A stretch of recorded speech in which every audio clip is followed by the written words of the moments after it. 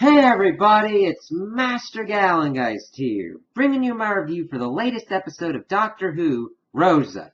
And this is the last review that I'm going to do for this Doctor Who one, because I really did not like this episode, because I just saw the same problems that happened in the last episode just continue on here and kind of were magnified to a degree. Because the Doctor wasn't focused on as much, and that's the biggest weakness that's going on here. I don't need the Doctor to be the main focus, but she's the only part that I like at the moment, and everything else just isn't really giving me anything. It's too much of an ensemble that's going on at the moment that nothing is really being focused on.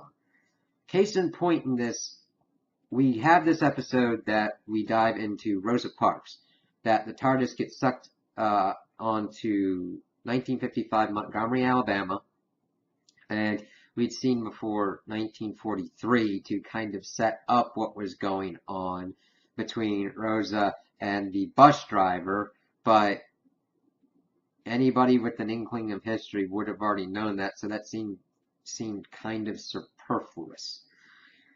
But they had evidently got sucked off because TARDIS had detected energy signatures that were kind of similar to itself. That there was another kind of time traveler thing afoot going on. So they're going around and kind of having their adventure in 1955 Montgomery, Alabama, but I didn't feel like anybody was really a character. It's really weird because sometime in America, this is the kind of history that I've studied, and seeing how other people outside of the country kind of view certain time points in history are kind of interesting. However, this feels like it was the 8th grade kind of report on the matter, which just goes so shallowly into the things going on. And it doesn't even have that much of a plot that's going on. The basic thing is there's a time traveler in 1955 Montgomery, Alabama that's trying to influence events to stop Rosa Parks' event from happening. That's it. And it's so uninteresting. Ryan and Yaz have problems because of the color of their skin and the time frame, and there was no effort to do much balancing. Almost everybody was kind of racist, from like the police officer that's trying to check out what's going on with the Doctor and Graham in the motel room, to the people at the the diner that they were trying to eat at, as they wouldn't serve Ryan and Yaz. And it just felt like there wasn't as much nuance into what was going on. I mean, there could have been more of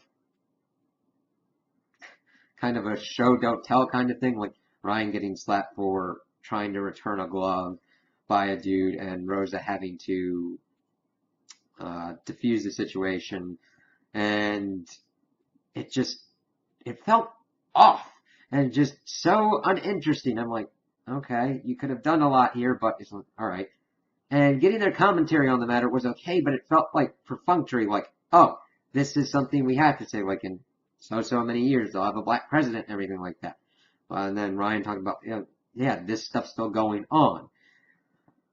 They find that the dude is trying to influence the events using these kind of time things, and we learn that he is a criminal that was released, and he's got a chip in his brain that won't allow him to kill people. So that was kind of interesting, but we get towards the end that he suddenly out of nowhere is racist too, kind of.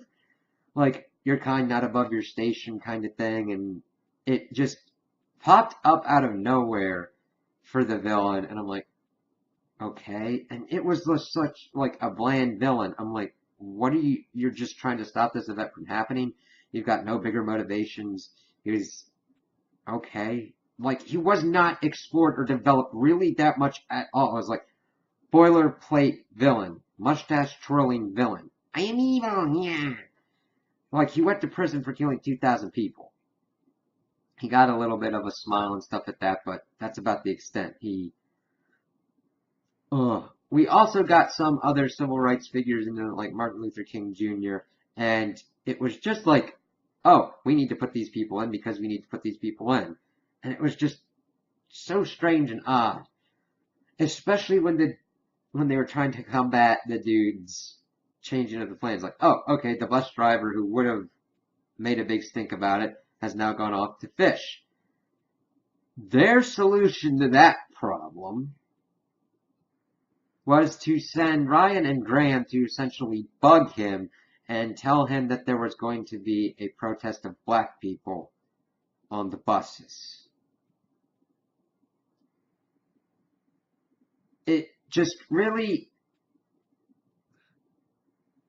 is a prime example of more plot driving action instead of characters driving action. I know I expand upon this point a lot when I do my reviews, but I believe that when you have characters moving the action forward, rather than having the plot that you have demand that a character acts a certain way, usually the character-driven approach works better. Here, it just felt like, oh, here's the plot, we have to make everybody kind of act in the way to get it to work that way.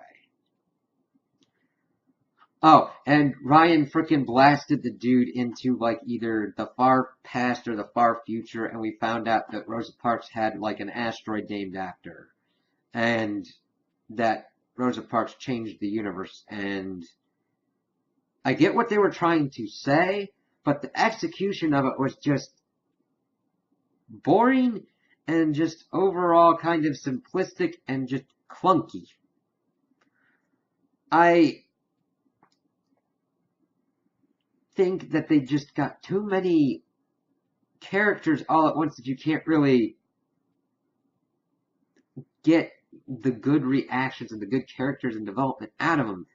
It would have been better if they were focusing on what this villain was and what he was trying to do and what he was trying to accomplish.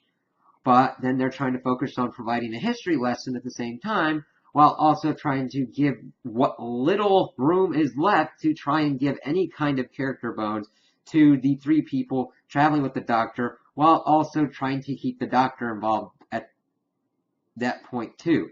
And the thing is, I like Jodie Whittaker as the Doctor.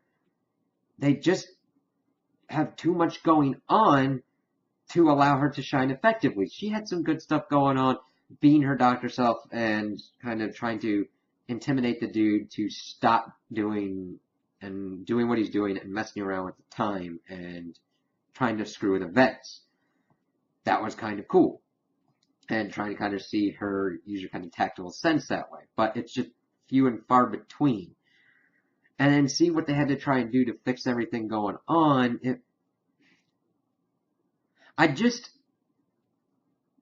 I've already kind of connected with the Doctor character, but